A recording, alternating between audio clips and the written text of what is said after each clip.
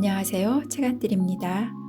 오늘 들려드릴 작품은 건채훈님의 이른 봄입니다. 이 작품은 계란 장수와 어울려 한증막에 드나들면서 시작한 도박판에서 전 재산을 날려버린 아내와 노름으로 일생을 망친 아버지에 대한 상처를 안고 있는 남편의 심리와 상황을 각자의 입장에서 묘사하고 있습니다. 그럼 작품 속으로 들어가 보도록 하시겠습니다. 편안한 시간 되세요. 이른 봄, 권채훈. 싱크대 쪽에서 나던 물소리가 그쳤다. 아내가 수도꼭지를 꽉 잠그지 않았는지 물방울이 똑똑 떨어지는 소리가 들린다. 아내는 더 이상 기척이 없다. 태식은 자기 숨소리에 흠칫 놀라 방 안을 둘러본다. 그의 시선은 방바닥에 펼쳐놓은 신문에 머물러 있지만 신경은 온통 아내의 일거수일투족에 쏠려 있다. 그러는 그를 의식하는지 아내도 소리 없이 움직인다. 서너 달 전까지만 해도 아내는 집안일을 하면서 온갖 소리를 냈기 때문에 소리만 듣고도 그녀가 무얼 하는지 알 수 있었다.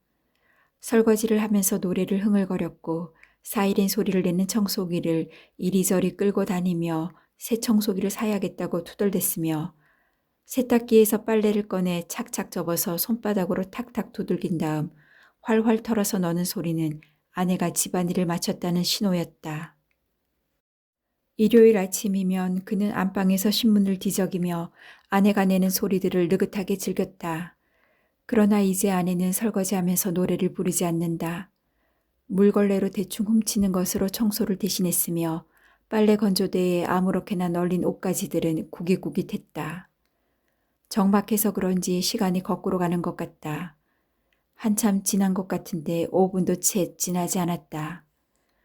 집안의 정막을 깨뜨리며 인터폰이 울린다. 그는 자세를 고쳐 앉는다. 방 안까지 들어온 햇살 속에서 떠돌던 먼지 입자가 흩어진다. 그는 손바닥에 햇살을 받아본다. 손가락이 꽃처럼 발그레하게 피어난다. 아내 역시 저 인터폰을 받고 싶지 않을 것이다. 인터폰 소리는 집안에 사람이 있다는 걸 다 안다는 듯이 끈질기게 울린다. 아내의 축 처진 목소리가 인터폰을 받는다. 네, 알았어요. 뺀다고요. 뺀다는데 왜 자꾸 성화해요? 글쎄, 키를 못 찾아서 그러잖아요. 그렇게 급하면 견인차라도 불러서 빼세요. 아내의 목소리 톤이 낮은 라에서 높은 라까지 올라갔다. 라시도레미파솔라? 그는 건반을 두드리듯 손가락으로 음계를 짚어본다. 아내는 화가 나서 소리를 내지 않기로 한 걸 잠시 잊었나 보다. 안방문이 쾅 하고 닫히는 소리가 났다. 그 서슬에 먼지가 한바탕 춤을 춘다. 아내는 이제부터 잠을 잘 판이다. 그는 광고 문구 하나까지도 빠뜨리지 않고 읽은 신문을 적기 전에 늘 하던 대로 오늘의 날씨를 소리내어 읽는다. 꽃샘 바람이 조금 쌀쌀하겠지만 집 안에 있기엔 아까운 날씨. 들판에 나가 이른 봄을 느껴보면 어떨런지. 그는 딸꾹질이 나오는 바람에 읽던 신문을 팽개친다. 또 시작이다. 요즘 들어 툭하면 딸꾹질이 나온다. 명치 부근이 무지근한 것이 답답하기 그지없다. 뇌과에서 위내시경으로 검사를 했는데도 이렇다 할 이상은 없었다. 신경성인 것 같다면서 의사가 처방해준 약을 일주일 동안 먹었지만 얹힌 게 통 뚫릴 생각을 않는다. 그는 주방으로 가서 왕소금을 한 줌 입에 털어놓고 물을 벌컥벌컥 들이켠다. 아내가 보았다면 또 촌티를 낸다고 비죽거렸겠지만 그까지 소화제보다는 한결 속이 뚫리는 느낌이다. 그는 굳게 닫힌 안방문을 노려보다가 밖으로 나온다. 이 선생님, 이 선생님. 경비실에서 텔레비전을 보고 있던 경비원 김씨가 다급히 그를 불러 세운다. 뻔한 소리일 게 분명하지만 그는 뒤돌아보며 태연스레 묻는다.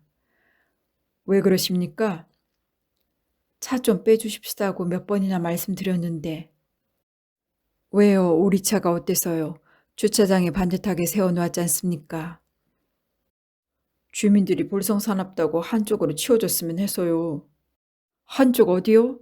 여기가 특급 호텔이라도 된답니까? 그거 너무들 하는 거 아니요? 그는 바지 주머니 속에 손을 넣어 자동차 키를 만지작거리며 경비실 앞에 바짝 붙여 세워놓은 1톤 트럭의 바퀴를 발로 툭툭 차고는 돌아선다. 제 입장도 좀 생각해 주셔야. 공손하게 꾸민 말끝에 뒤쫓아 나올 혀차는 소리까지 늘 되풀이되는 대사다.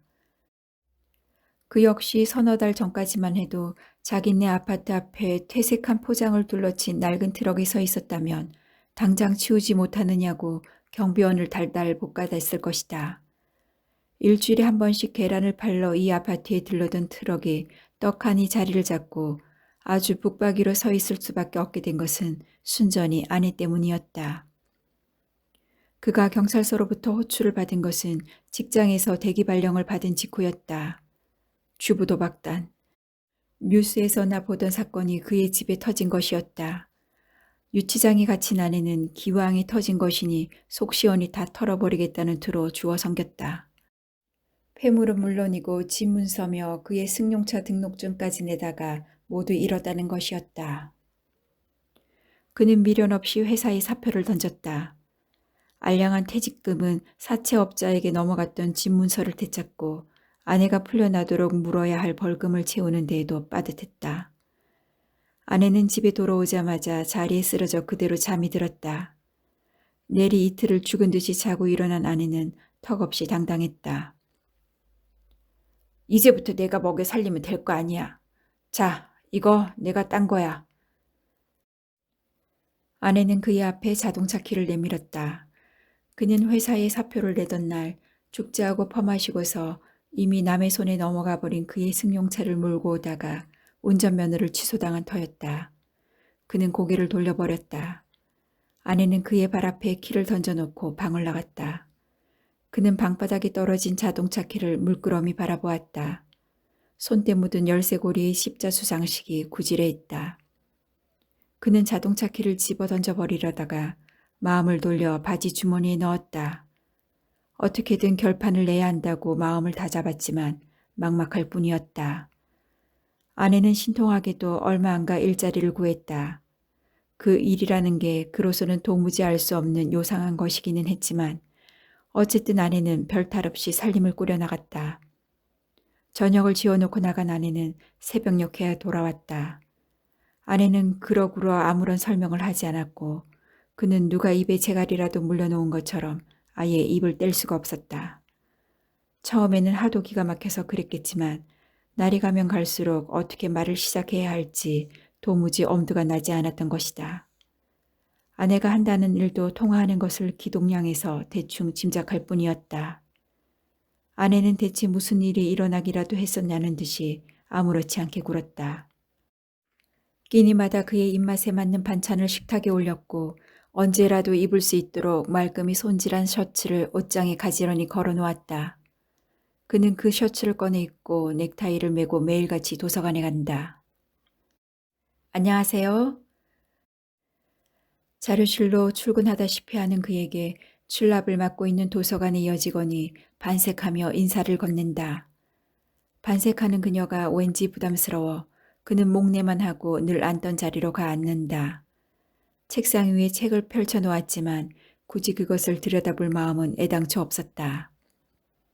그의 도서관 출입은 그가 하루를 가장 저렴하게 그리고 아무에게도 방해받지 않고 보낼 수 있는 방법을 물색하다가 선택한 것이다.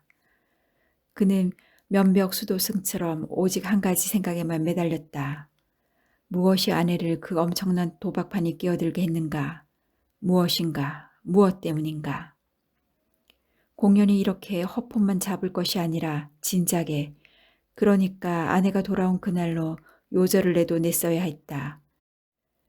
하지만 아내가 워낙 지쳐 보여서 한숨 푹 재워놓고 보자고 했던 것이 어물어물하다가 어이없이 끝없는 냉전으로 치닫는 바람에 애꿎은 담배만 늘었다.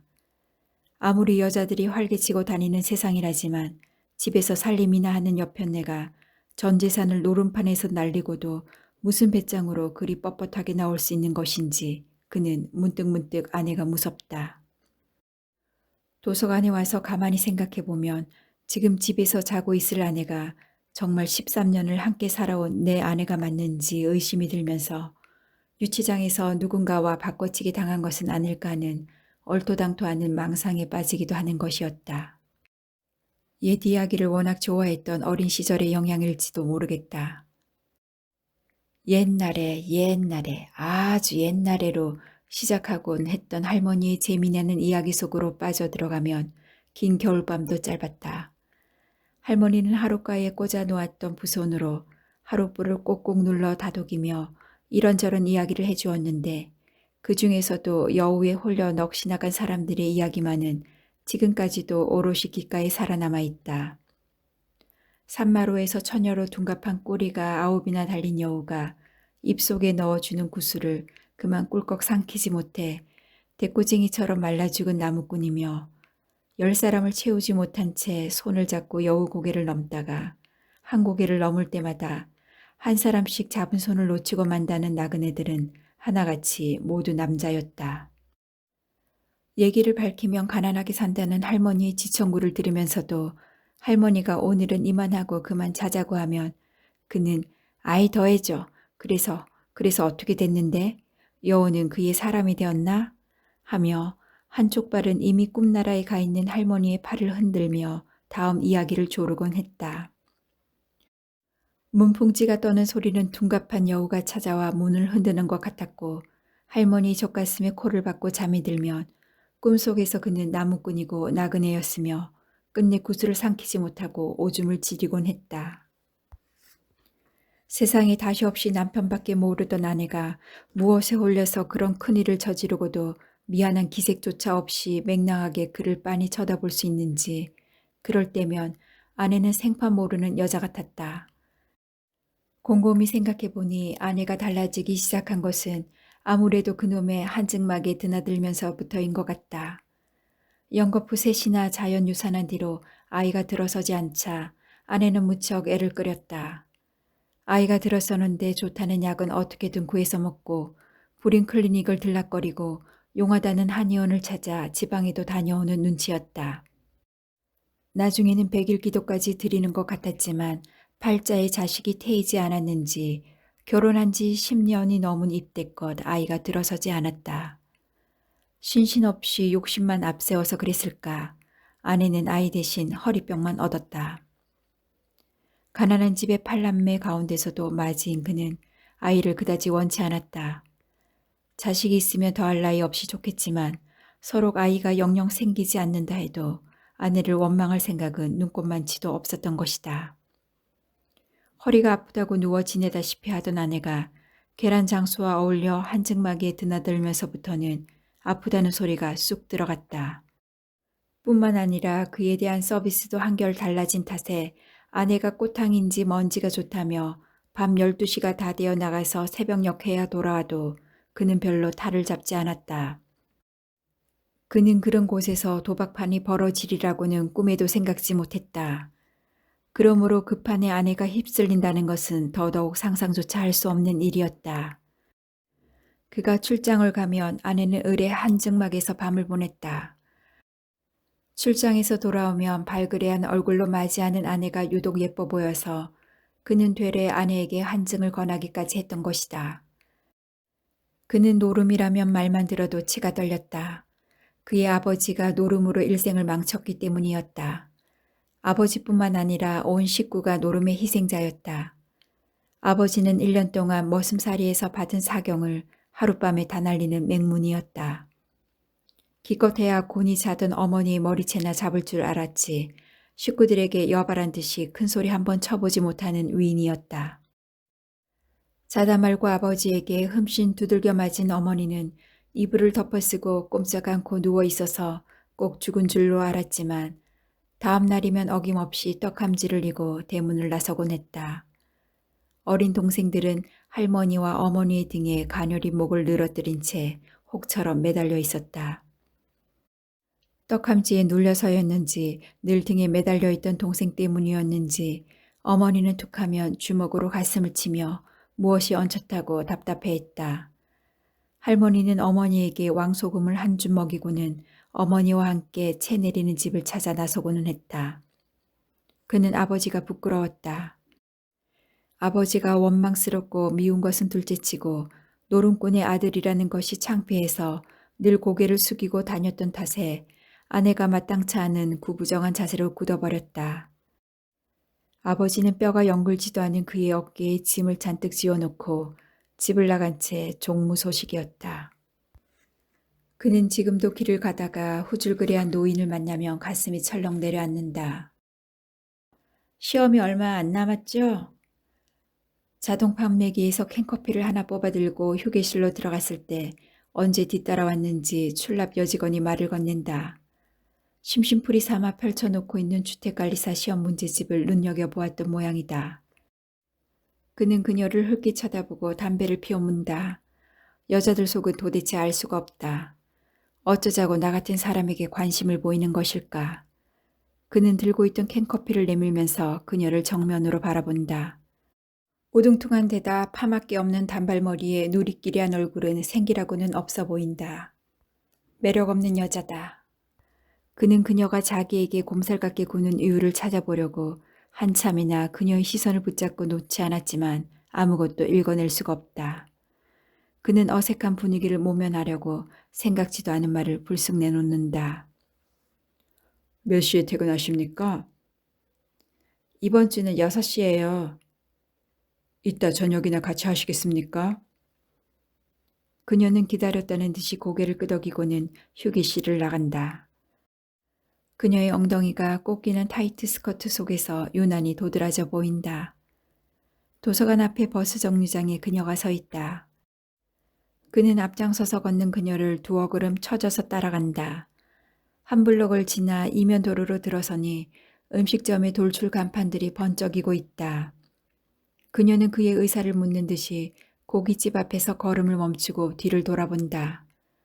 그는 그녀를 지나쳐 간판을 살피며 앞으로 걸어간다. 일식집 앞에서 그녀를 돌아보자 그녀가 고개를 끄덕인다. 무얼 드시겠습니까? 사시미가 어떻겠습니까? 저는 대구탕으로 하겠습니다. 매운탕이야 따라 나오니까 그냥 사시미로 하시지요. 음식을 기다리는 동안 그녀는 눈을 내리깐 채 아무 말이 없다. 반찬과 술이 먼저 나왔다. 그도 그녀도 단숨에 첫 잔을 비운다. 영 말문이 열리지 않는다. 괜한 짓거리를 하고 있구나 하는 생각이 든다. 생선회가 나왔으나 그녀는 젓가락도 대지 않았다. 좀 드시지요? 맛있는데요. 음식점은 잘 찾아 들어온 것 같습니다. 저 생선회 못 먹어요. 먹었다 하면 꼭 탈이 나거든요. 네? 이 일을 어쩌지요? 진작에 말씀하시지. 그녀가 배시시 웃으며 고개를 돌렸다. 흰 목덜미가 불빛에 드러났다. 술 기운 탓일까 조명 탓일까 문득 그녀를 안고 싶은 열망이 솟구친다. 그는 침을 꼴깍 삼키고 나서 서둘러 잔에 술을 따른다. 현관문 닫히는 소리가 순미의 가슴에까지 쿵 하고 울린다. 남편이 나갔다. 그녀는 휴 하고 한숨을 내쉰다. 커튼을 치고 침대에 누웠지만 쉬이 잠들 것 같지가 않다. 이렇게 사느니 차라리 갈라서서 제 갈 길로 가자고 소리치고 싶다. 동거 이혼이 있다더니 아마도 그 짝이 난 것 같다. 10년이 넘게 살아왔으면서 남편을 몰라도 너무 몰랐던 것 같다. 하긴 나 자신도 나를 모르는 판에 남편을 안다고 할 수가 있겠는가. 그 판에 달라붙어 끝장을 볼 배짱이 그녀의 속 어디에 있었는지 골백 번을 생각해도 모를 노릇이긴 그녀 역시 마찬가지였다. 필시 무엇에 씌었던 것일 게다. 차라리 쌍욕을 바가지로 얻어먹든가 늘씬하게 얻어맞기라도 했으면 속이라도 시원할 텐데 남편의 속은 도무지 헤아릴 길이 없다.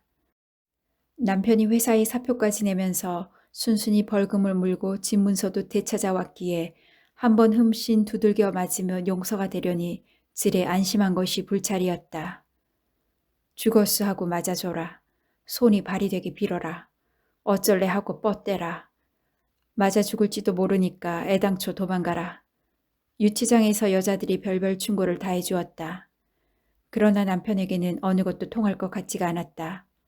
무엇보다도 그녀를 그렇게 믿었던 남편을 마주볼 용기가 나지 않았다. 그런데 어쩌자고 그런 말이 튀어나온 것일까. 그녀 자신도 모를 엉뚱한 무엇이 그녀 안에 숨어 있었던 것이 틀림없었다. 그러게 그렇게도 당돌하게 뻔뻔해질 수 있었을 것이다. 죽으면 죽으리라 하는 심정도 아니었고 도대체 스스로도 납득이 가지 않는 행동이긴 했지만 먹여 살리면 될 거 아니냐고 벗정다리를 놓는 그녀를 남편은 큰 소리 한 번 내지 않고 그냥 넘어갔던 것이다. 그렇다고 남편이 용서했던 건 아니었다. 그날로 남편은 잠자리를 작은 방으로 옮겼고 눈길 한 번 주지 않았으며 단 한마디의 말도 건네지 않았다. 집안에서 말소리가 사라졌다. 남편은 그렇게 좋아하던 텔레비전도 틀지 않았고 심지어 전화도 걸지 않았다.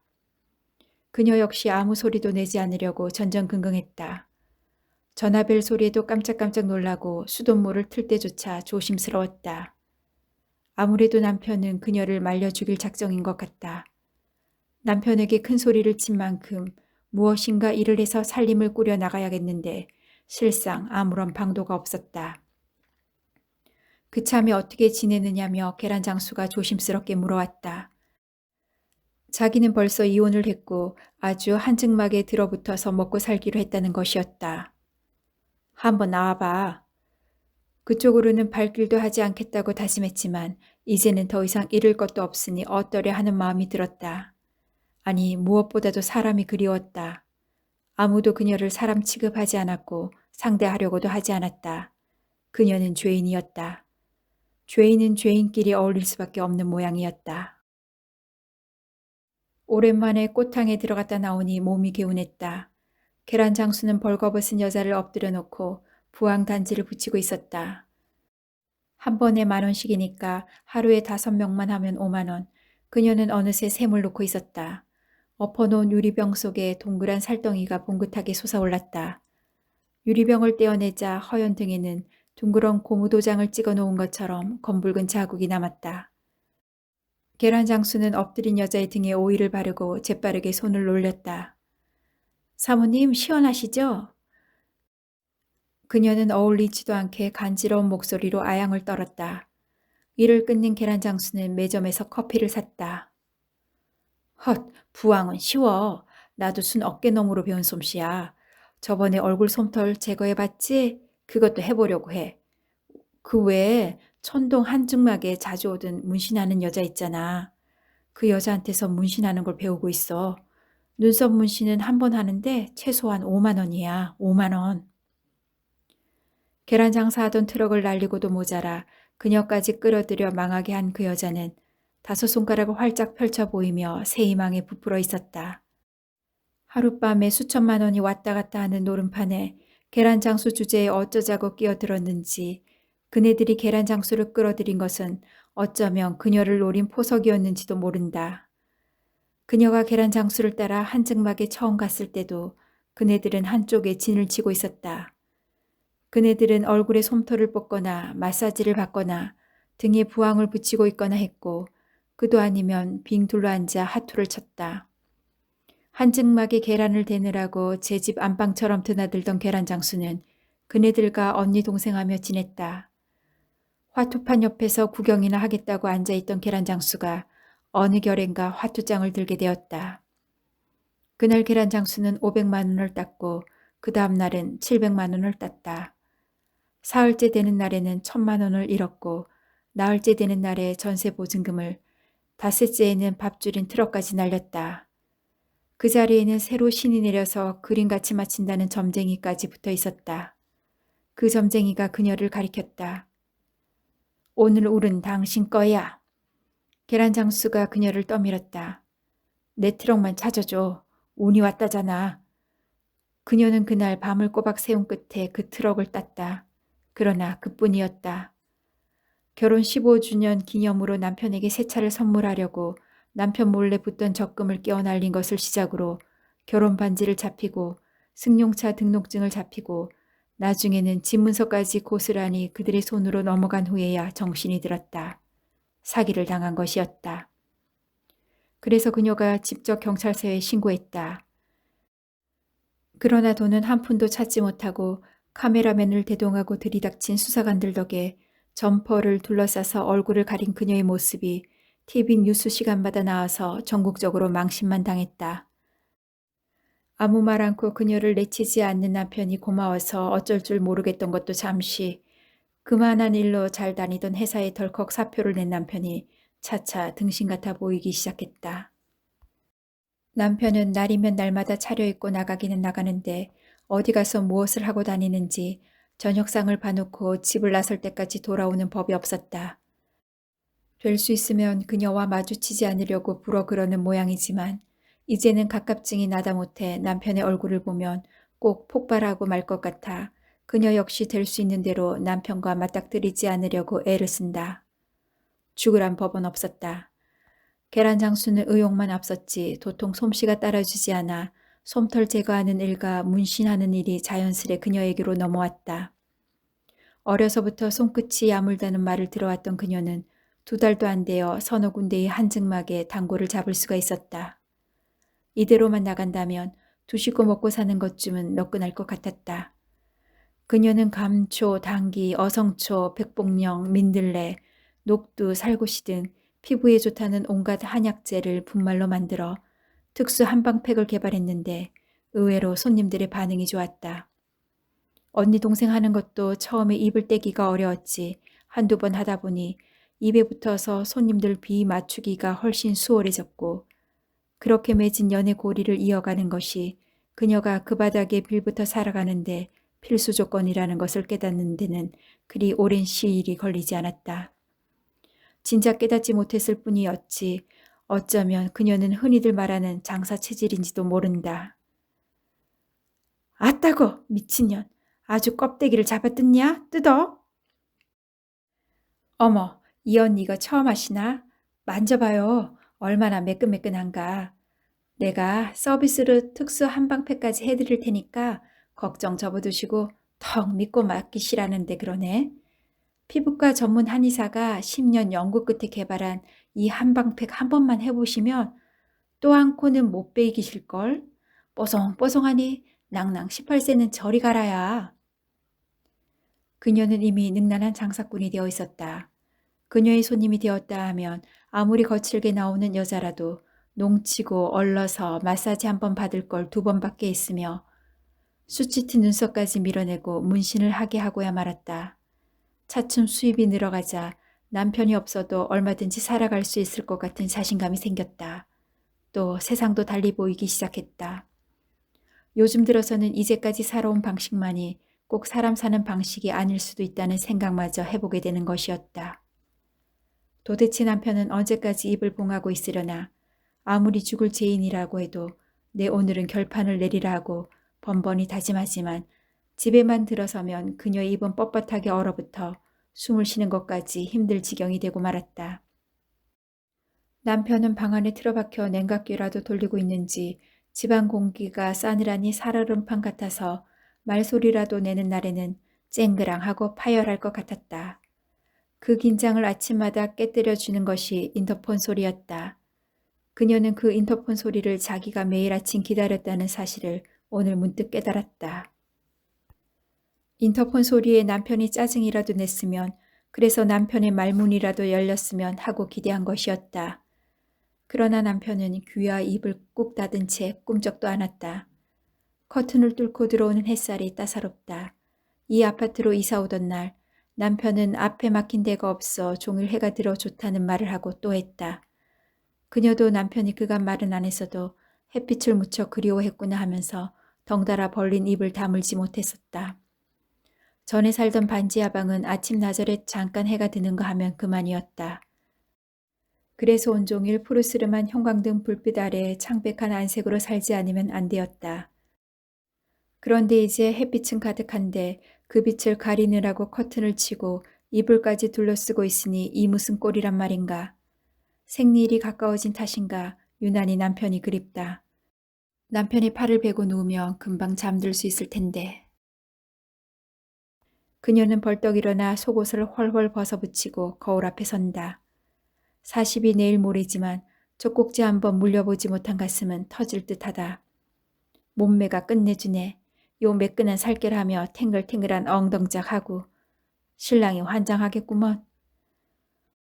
한증막에서 숱하게 들어본 말이다. 그녀는 왼손으로 젖가슴을 움켜쥐고 오른손을 거기에 갖다 댄다.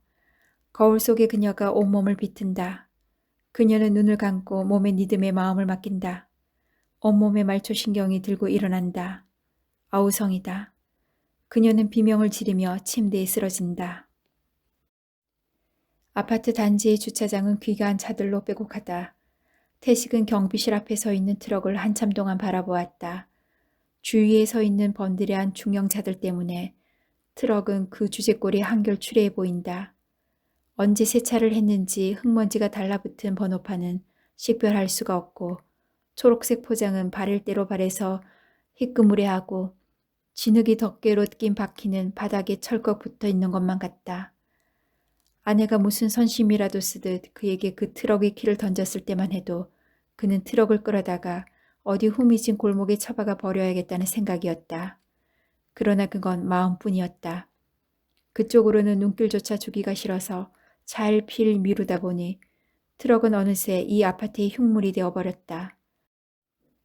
이제는 저 흉물을 어서 치워야지 하던 마음도 슬며시 사라지고 구질구질한 트럭 때문에 집값이 떨어진다고 안달하는 주민들이 밉살스러워 내쳐 그 자리에 방치한 것이었다. 그는 문득 트럭에 올라본다. 운전석이 덜렁하니 높아서 앞이 잘 보이고 기대어 앉으니 그런대로 편하다.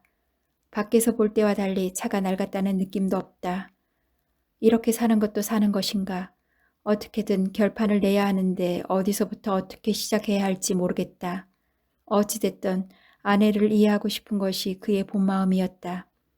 그러나 아내가 그의 눈치를 보면 보는 대로 시치미를 뚝 떼고 태어나면 또 그런 대로 그의 속에서는 분이 치밀었다. 어쩌면 그분은 예전에 사귀지 못한 아버지에 대한 원한일지도 모른다. 아내는 그의 죗값 위에 아버지의 목까지 얹어서 더 무거워진 죗값을 치르고 있는 것이다. 아버지의 떠도는 혼이 아내에게 들어간 것일까. 어머니는 마지막 숨을 거두면서까지 아버지를 찾았다. 태식아, 너가 아버지, 어디를 어떻게 떠도는지 혼이라도 꼭 찾아야 한다. 그게 자식된 도리다. 어머니는 머리에서 떡함지를 내려놓는 날이 없었으면서도 아버지를 찾는 일을 그만둔 적이 없었다. 누가 부산에서 보았다고 하면 한달음에 달려갔고 비슷한 사람이 공주에 있다더라 하면 그 진위를 가릴 새도 없이 모든 걸 팽개치고 아버지를 찾아 나섰다. 아버지는 사기 도박꾼들과 함께 전국을 떠도는 것 같았다. 그 형편에도 신문을 보았던 것은 아버지가 붙잡혀 들어가도 그 사실을 모르고 살 수도 있다는 어머니의 성화 때문이었다. 그런 뜬 소문도 전해주는 이가 뜸해지더니 아버지는 그의 집에서 아주 사라지고 말았다. 아니, 사라진 것은 아니었다. 어머니의 가슴 속으로 또 그의 형제들의 가슴 속으로 깊이 가라앉아 버린 것이었다. 다들 성장해서 각기 제 살 길을 찾아 살 만큼 살게 됐지만 형제들이 모인 자리에서 아버지 얘기를 끄집어내는 사람은 아무도 없었다. 그런데 꿈에서도 보고 싶지 않은 아버지의 망령을 아내가 불러들인 것이다. 아내가 노름을 하다가 경찰서에 붙잡혀 갔다는 연락을 받았을 때도 가장 먼저 떠오른 얼굴이 아버지였다. 아내와 화해하기 전에 아버지와 먼저 화해를 해야 할 것 같았다. 그는 아버지만 생각하면 갑갑증이 났다. 그는 불이 나게 트럭에서 내린다. 아파트 단지를 벗어나자 아까 들어올 때는 없던 붉은 불빛이 그를 반긴다. 둘러친 주황색 포장이 깨끗한 걸 보니 새로 시작한 포장마차인가 보다. 제가 첫 손님입니까? 네, 어서 오십시오. 넥타이 메고 사무실에나 앉아있으면 딱 어울릴 법한 30대 후반의 사내가 수줍게 인사를 한다. 개시를 잘해야 할 텐데 아무거나 좀 줘봐요. 우선 소주부터 한 병 주시고. 오징어가 싱싱한데 데쳐드릴까요? 그러세요. 소주병과 잔을 내놓는 사내의 손이 영 서툴다. 전화 하나 따라지 신세인 것만은 틀림없는 듯 싶다. 두 잔이 거푸 들어가니 금세 술기운이 전신에 쫙 퍼진다. 전에는 뭘 했어요? 예? 오징어를 손질하던 사내가 화들짝 놀란다. 놀라긴 그렇게 심장이 약해갖고 어디 술장사 하겠습니까? 어리벙벙해하는 사내의 얼굴에 아내의 얼굴이 겹친다. 집에만 있던 여편네가 무슨 재주로 돈을 벌겠다고 나돌아다니는지 우원. 큰 소리 뻥뻥 쳤으니 어디 한번 해봐라 하는 심사였지만 저리 서툰 사내를 보니 아내의 행색도 보나마나 뻔하다. 언제 생겼지? 점퍼 차림의 사내 둘이 반갑다는 듯이 포장을 들추고 들어선다. 주인 사내는 얼른 그쪽으로 돌아선다. 잠시 후에는 노래방에 들렀다 온 듯한 패거리까지 들어와서 포장마차 안이 잔치집처럼 떠들썩해졌다. 그는 그 유쾌한 분위기에 밀려 소주 한 병을 비우고 자리에서 일어났다. 취한 눈으로 보아서 그런지 아파트의 불빛이 아득하다. 트럭의 문을 여니 그냥 열린다. 아까 잠그지 않았던가 보다. 운전대에 기대니 아무 쓸모없이 지청구나 받으며 서 있는 트럭이 어머니처럼 따스하게 느껴진다. 그는 더듬더듬 주머니에서 키를 찾아 시동을 걸어본다. 트럭은 꿀럭꿀럭 몇 번 기침만 하고는 그만이다. 차 소리에 경비원이 튀어나오지는 않을까 하는 생각이 번쩍 들어서 그는 시동 걸기를 그만둔다. 빌어먹을. 언제부터 경비원 눈치나 보고 살게 됐을까. 그는 운전대를 끌어안고 눈을 감는다. 오늘은 재수가 좋았던지 마사지가 세세다. 눈썹 문신을 5이나 약속받았다. 한증막에 10% 떼어주고도 수입이 짭짤하다. 순미는 전철이 다니기 시작하는 5시까지 기다릴 것 없이 택시를 탔다. 새벽에 집에 들어오는 것이 창피하여 큰 길가에서 내리곤 했던 것도 다 지난 일이다. 그녀는 아파트 현관 앞에서 택시를 내렸다. 현관 앞에 서 있는 트럭은 정말 눈에 거슬린다. 남편을 구슬려서 키를 받아내야 할 텐데 무슨 말부터 꺼내야 할지 막막하기만 하다. 그런데 웬일인지 트럭 속에 누가 있다. 그녀는 차창에 눈을 바짝 떼고 들여다본다. 남편이 쓰러져 있다. 그녀는 앞뒤 가릴 것 없이 트럭에 올라가 남편을 마구 흔든다. 술 냄새가 진동한다. 술에 취한 거였구나. 그녀는 남편을 등받이에 기대어 놓고 한숨을 돌린다. 남편의 고개가 그녀의 어깨 위로 떨어진다. 언제 머리를 감았는지 냄새가 고약하다. 남편의 머리를 확 밀쳐버릴까 하다가 그만둔다. 그러고 얼마가 지났을까. 주위가 어슴푸레하게 밝아왔다. 그녀는 몸을 돌려 남편의 얼굴을 두 손으로 받쳐들고 자세히 들여다본다. 이 사람이 누군가. 누구보다도 잘 알고 있다고 생각했는데 낯설기가 짝이 없다. 등을 돌리면 남이라더니 옛말에 그런 말 하나 없다던 어른들의 말이 새삼스럽다.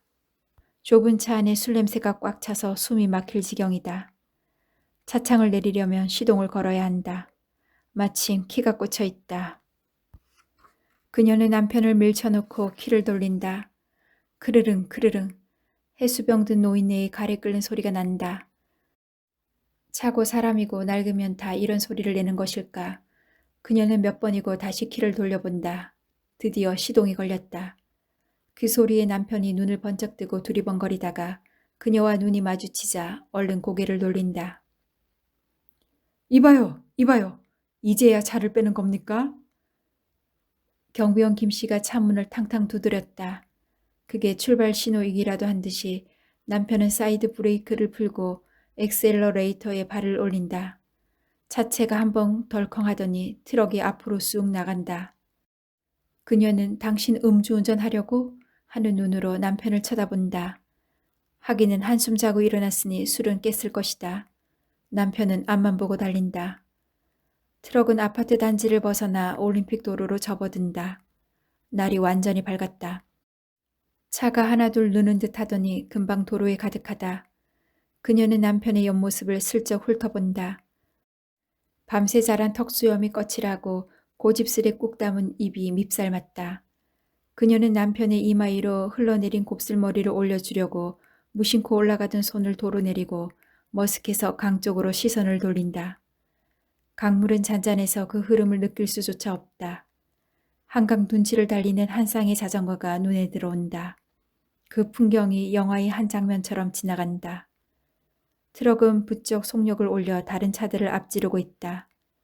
이 트럭이 낼 수 있는 최고 속도는 얼마일까? 트럭은 무서운 속도로 달려 중부고속도로로 접어든다. 그녀는 자꾸 눈이 감긴다. 잠이 들어서는 안 되는데 하면서도 몸이 자꾸 까부라진다. 그녀는 저도 모르게 잠이 든다. 춥다. 그녀는 한 차례 으스스 떨고 눈을 뜬다. 남편이 옆에 없다. 그러고 보니 트럭이 들판 가운데 서 있다. 차문을 열어본다. 발밑이 바로 논이다. 그녀는 발 디딜 곳을 찾아 차문을 잡고 버둥거린다. 저 멀리 꺼멓게 그슬린 밭둑에 남편이 쭈그리고 앉아있다. 청승도 가지가지다. 여기서 뭐해? 그녀도 남편 곁에 쭈그리고 앉는다. 남편이 그녀에게 어린 쑥 한 줌을 내민다. 벌써 쑥이 나왔어. 쑥 냄새가 향긋하다. 언뜻 봐서는 그저 검은 밭둑인데 여기저기 쑥이 뽀얗게 올라와 있다. 어렸을 때 말이야, 봄이 제일 지겨웠어. 요렇게 쑥이 올라오기 시작하면 그때부터 밭둑에 붙어 살아야 했거든. 바람은 또 왜 그렇게 부는지 흙먼지가 눈에 들어가면 그걸 핑계 삼아 울곤 했지. 산에는 진달래가 피어서 어머니가 나들이 할 때만 입던 나일론 치마폭처럼 현란한데 나는 밭둑에 개딱지처럼 들러붙어서 쑥을 뜯어야 했어. 어머니가 떡 장사를 했거든. 그래서 어쨌다는 거야. 그녀는 불쑥 튀어나오려는 말을 꿀꺽 삼키고 벌떡 일어난다. 궁상 맞은 건 딱 질색이다. 그녀는 밭둑을 벗어나 넓은 길을 찾아 나선다. 어디로 가면 서울 가는 차를 탈 수 있을까? 그녀는 뒤도 안 돌아보고 간다. 그녀의 저 앞쪽에서 흙바람이 일었다. 들판을 한 바퀴 휘돌아온 흙바람이 그녀를 후려치고 지나간다. 눈을 뜰 수가 없다. 그녀는 가던 길을 멈추고 돌아서서 눈을 비빈다. 흙바람은 소용돌이치며 밭둑에 퍼져버리고 앉아있는 남편에게로 휘몰아간다. 남편이 벌떡 일어나더니 그녀를 향해 달려오는 게 어른어른 보인다. 야! 야 박순미! 너 거기 못 써? 그녀는 돌아서서 냅다 뛴다. 눈물 어린 눈에 논뚝길이 들쭉날쭉한다. 잡히면 끝장일 것 같다. 허둥대는 그녀의 발밑에서 방금 노란 꽃잎을 연 꽃다지가 뭉그러진다.